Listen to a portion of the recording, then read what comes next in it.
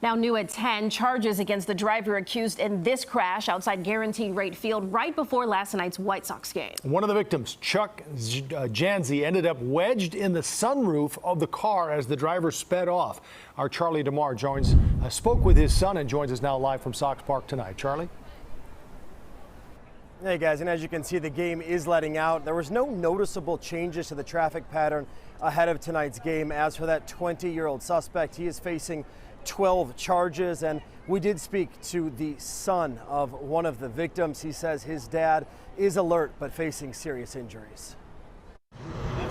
Die-hard White Sox fan Chuck Janczy was heading to the ballpark Tuesday when he was hit by a driver who plowed through fans crossing the street at 35th and Shields. He kind of slid over the vehicle, flew into the sunroof from head first, and yeah, he landed into the vehicle, and then the perpetrators took off. Chuck's son Jerome says his dad somehow landed face first inside the sunroof of the car that hit him. Police have now charged Candelarius Garcia with hitting Janczy and 3 others, and then driving off with Janczy still in the car. It seems like the perpetrators were completely shocked when he was landed in the vehicle. One of them was talking about maybe throwing him out of the vehicle.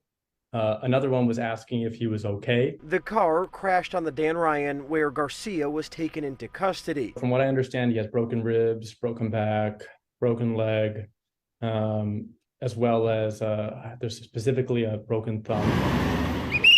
All right, let him go. Tonight, there was a noticeable police presence along with personnel from the Office of Emergency Management.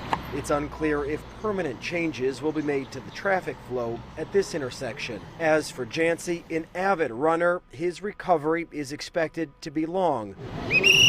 But his son says he's thankful he still has dad. Considering how serious the incident was, it's pretty remarkable that he's doing as well as he is.